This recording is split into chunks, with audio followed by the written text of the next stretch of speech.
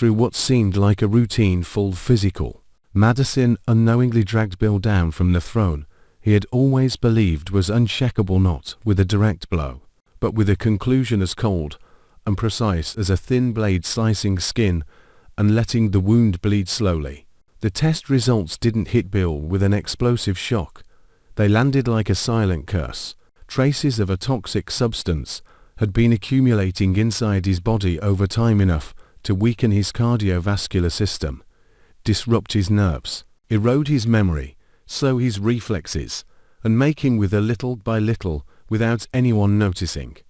It wasn't the kind of poison that kills instantly. It was the kind that turns death into a prolonged process, turning the victim into someone who is still alive yet being dismantled piece by piece, as if someone wanted Bill to watch himself lose power through pain and humiliation. In the moment Madison said it out loud, Bill didn't yell, didn't interrogate her, didn't even tremble. He simply went silent, but that silence didn't resemble comet, was the silence of a wounded predator swallowing its own roar, clinging to the last shred of control. Something shifted in Bill's eyes, as if the familiar stare that once made people bow their heads had been covered in ice. What broke him wasn't the fear of death, but the sensation of being turned into entertainment. All his life, he'd been the one holding the strings, pulling others toward him, forcing them to submit, making them flinch at a single frown. And now, someone had been close enough to slip poison into his food, his water, the pills he took every day, close enough to watch him weaken, patient enough to turn his decline into a drawn-out torture.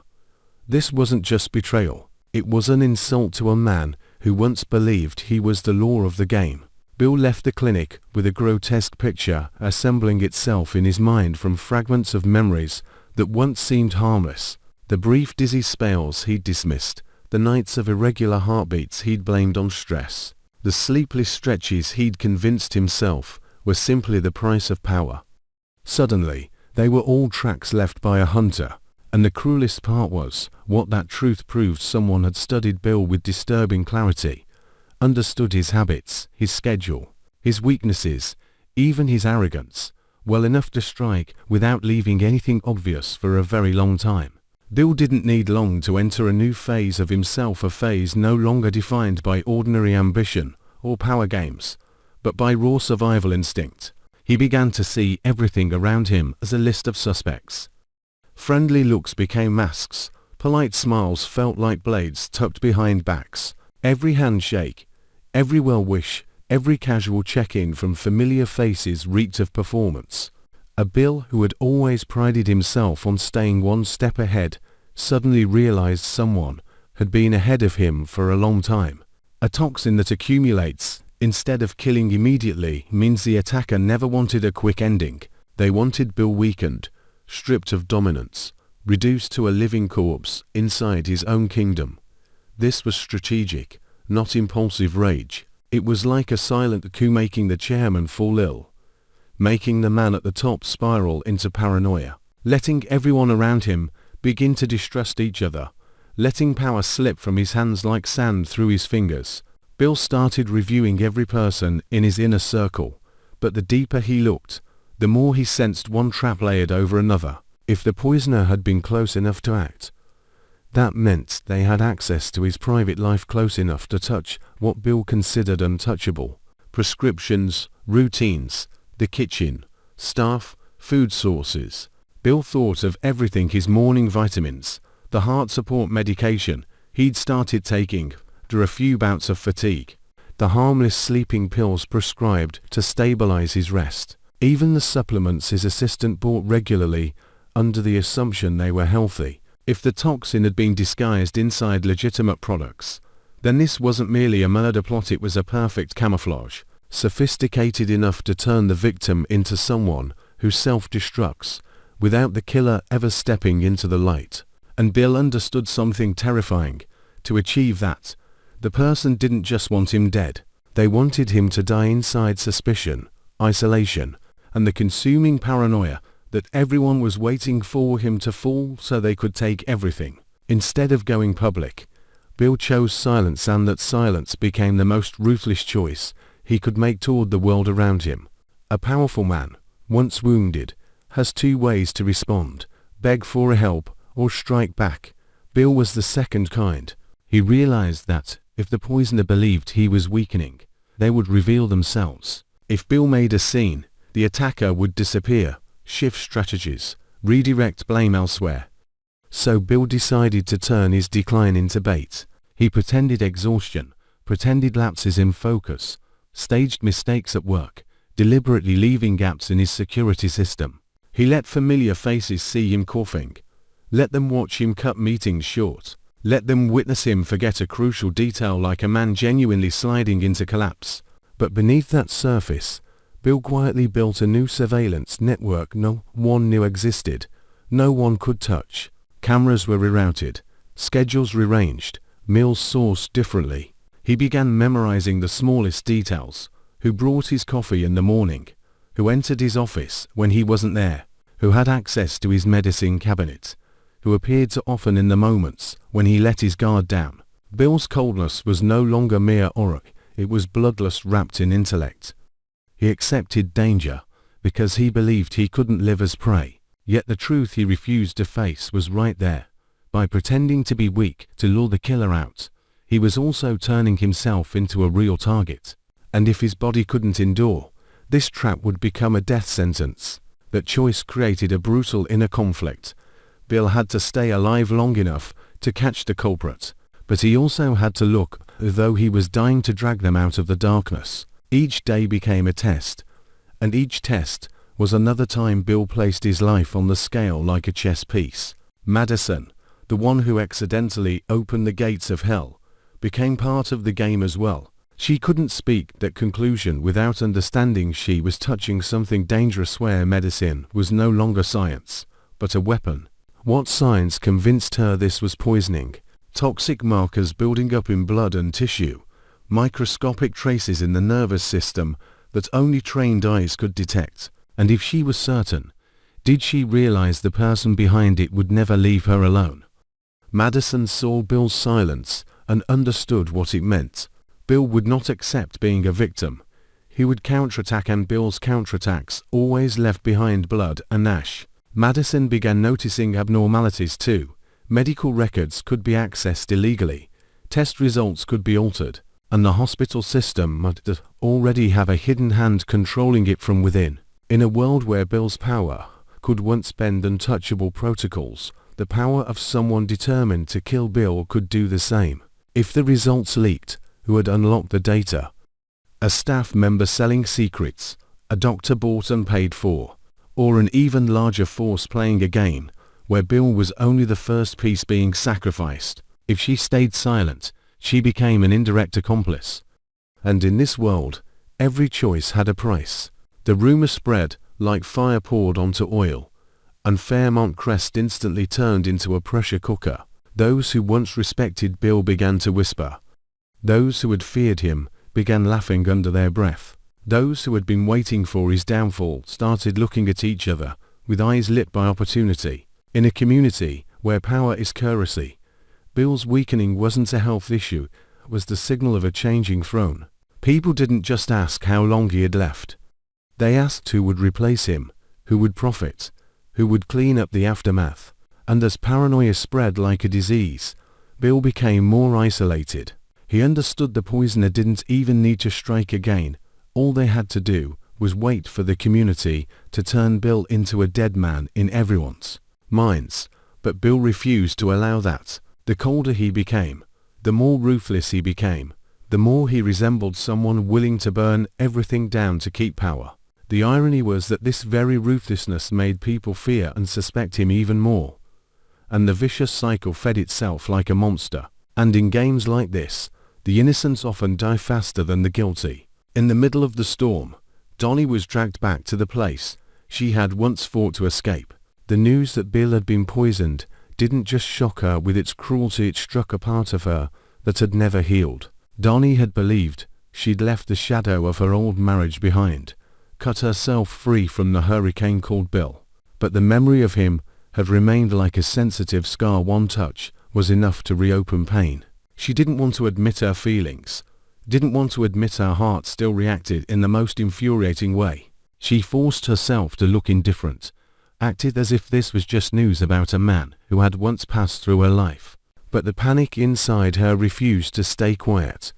It rose like intoxication, like breath trapped behind clenched teeth. Dani realized she wasn't only being dragged into the past, she was being pulled into a present danger.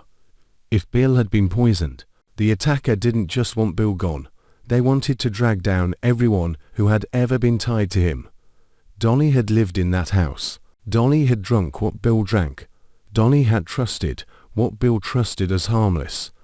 The thought sent cold terror through her. She began to wonder if she had once unknowingly led the killer closer to Bill. Was their divorce truly an ending, or merely a turn in a much bigger plan? Did someone want Bill to weaken at the exact moment Dani walked away, so that when Bill fell, old sins would ricochet back onto her like stray bullets?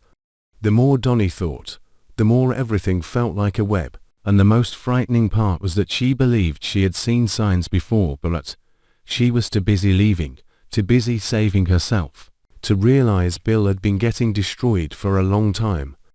One time Bill suddenly fell ill after a party. A strange bottle of liquor delivered with no clear sender, a gift with no name attached, a night when Bill's temper flared unnaturally, followed by sudden exhaustion. The small details Dani had once ignored now sounded like knocking from the past, demanding she open the truth. Dani was torn between two opposing instincts. One part of her wanted to stay away, because Bill had always been the man who set her life on fire and burned down everything good. But the other part wouldn't go silent because, no matter how much she hated him, she knew Bill didn't deserve to die like this. Not out of pity, but because she couldn't stand the thought that someone had turned Bill into a puppet, and she had once stood beside that puppet without realizing it. Dani began questioning everyone around Bill, who benefited from Bill losing his strength, who had been driven into corners by him, who had been humiliated, strangled, robbed of everything. The list was long enough to make her dizzy, and within it were people she didn't want to suspect because, the moment suspicion touched the boundary of family, it could shatter everything. Yet Dani understood the cruel truth. Closeness was the most dangerous thing of all. The poisoner couldn't be a stranger. It had to be someone allowed into Bill's home without scrutiny, someone permitted to touch private things, someone who existed beside him as part of daily routine. That realization dragged Dani into a brutal gray zone. To protect Bill, she had to face the possibility that the murderer lived inside relationships she once believed were safe. And if Dani truly followed the trail, what would it cost her? Her own safety, or the painful truth that she never really escaped Bill? She only changed the shape of the chain around her neck. While Bill built traps to hunt the poisoner, Dani became a piece he couldn't control. Bill knew Dani had hurt. Bill knew she wouldn't stay still. But he also knew Dani was both weakness and strength. She understood him well enough to notice the smallest changes in him. Yet she was wounded enough to be manipulated. Bill hated the feeling of needing anyone, especially Dani. That hatred turned into rage, not loud, not explosive, but like acid flowing beneath his skin. He wanted her far away, because she could disrupt his plan. But he also wanted her close, because if the poisoner was targeting him, Dani could be the next target, and Bill couldn't stomach losing something that had once belonged to him, even if he had been the one to let go. That contradiction made Bill colder, more controlling, more ruthless. He began making decisions no one understood, moving as if he were willing to smash the entire board, just to force his enemy into the open. It raised a terrifying question across Fairmont Crest. Was Bill seeking justice or revenge? If he found the culprit, would he hand them to the law or end it himself in a way that made the whole city tremble? And if he chose revenge, would he expose his own old crimes in the process, dragging Dani and countless others down with him? As Bill's power wavered, silent struggles began sprouting like mushrooms after rain. People who had once been forced to bow started testing how far they could lift their heads. Rivals who'd been shoved away from the table returned with eyes cold and bright. Opportunists who'd lived off Bill's dominance started planning escape routes. some even plotting to shove him off the cliff just to save themselves. No one dared speak openly, but in every meeting, every party, every fake well-wish, there was calculation. Bill realized he was standing inside an invisible siege, and the poison was only the first arrow. If he weakened, these people wouldn't simply wait for him to die, they would help push him faster. Bill knew the law of the world. When the alpha is wounded, the pack bites. That was why he became more dangerous than ever, a wounded beast still bearing fangs, and the very sight of those fangs made people both terrified and hateful. The more they hated him, the more they wanted him gone. And the more they wanted him gone, the more Bill believed he had been betrayed by everyone. The poison in his blood might weaken his heart, but the poison in his mind was what was turning him into a man without limits. Madison was pulled deeper into the vortex. She started feeling pressure through invisible offers. Someone wanted her silent. Someone wanted her to alter results. Someone wanted her to make the truth public so Bill could be humiliated. Every option turned her into a tool, and she understood that from the moment she saw those toxic traces. She was no longer an ordinary doctor. She was standing on the border of a war for power. If she helped Bill, she would become a target. If she betrayed Bill, she might survive, but she would live in the shadow of her own cowardice. Madison began asking herself what the toxin really was. A heavy metal compound slowly accumulating. A nervous system disruptor, administered in tiny doses. A cardiac weakening agent disguised inside legitimate medication. And worse, was it something only a very specific circle could access? If so, the attacker wasn't reckless. They were educated, resourced, and patient like a professional predator. So what was the real target? Bill himself, or the secret Bill was hiding? Was the poison only a tool meant to unlock something even larger? With her panic suppressed, Dani began moving on instinct, the instinct of someone who had lived beside Bill long enough to know the most lethal danger always comes from the nearest place. She watched every glance in Fairmont Crest, every gesture from those who had once moved in and out of Bill's home, every name Bill had ever crushed professionally. But the more she searched, the more she felt trapped in a maze where everyone had motive. That realization made Dani both afraid and furious. She was furious because Bill had made too many enemies. Furious because he had always believed himself untouchable. Furious because he had turned others into monsters and now had to pay the price. Yet she was also furious because someone dared turn Bill into a game. And in that fury, Dani recognized an uncomfortable truth. She still carried a piece of Bill's instinct inside her. She hated that. But she also knew that instinct might be what kept her alive. So Dani stepped into the war not out of love, but because she refused to let anyone rewrite her story using Bill's blood. As time passed, Bill's trap began to feel like a gamble with death itself. His body started betraying him more clearly. Irregular heartbeats, heavy fog in his mind, pain running along his spine like a reminder that the toxin was still there, still doing its work. Bill didn't say it out loud, but the truth was simple. Each day he stayed upright was a day he clenched his teeth and endured, as if he were forcing his body to obey his will, and that will was fed by hatred. Yet hatred has a cost. It corrodes clarity. Bill began suspecting everything. He started seeing betrayal even where it might not exist. That made him dangerous not only to enemies, but to innocent people standing too close. Bill could destroy the loyal simply because he couldn't endure the feeling of being played, and that very ruthlessness might be exactly what the poisoner wanted, to turn Bill into a paranoid man who burned down his own kingdom, so that when he finally collapsed, everyone would believe he had destroyed himself. And the most terrifying question began to hover over Fairmont Crest like a ghost. If Bill found the culprit, would it truly be one person, or an entire network? If this was a conspiracy, it would take more than a single hand. It would require someone supplying the toxin, someone hiding the traces, someone controlling access, someone leaking information to spread panic. One person could poison Bill, but only a network could keep a secret this long. So who stood at the top?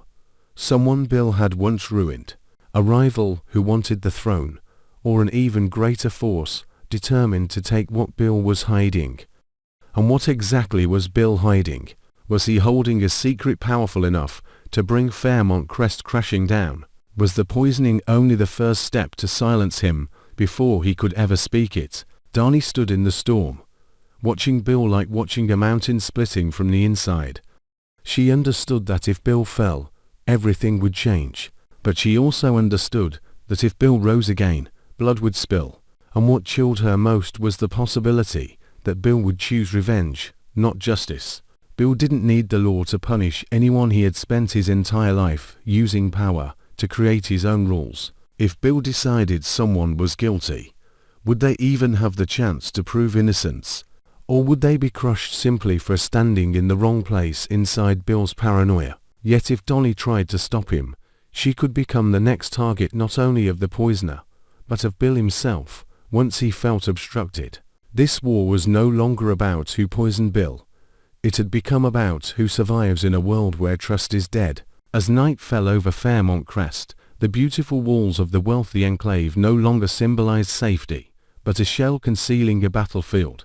Bill lay in his home and felt like he was living inside a den of wolves.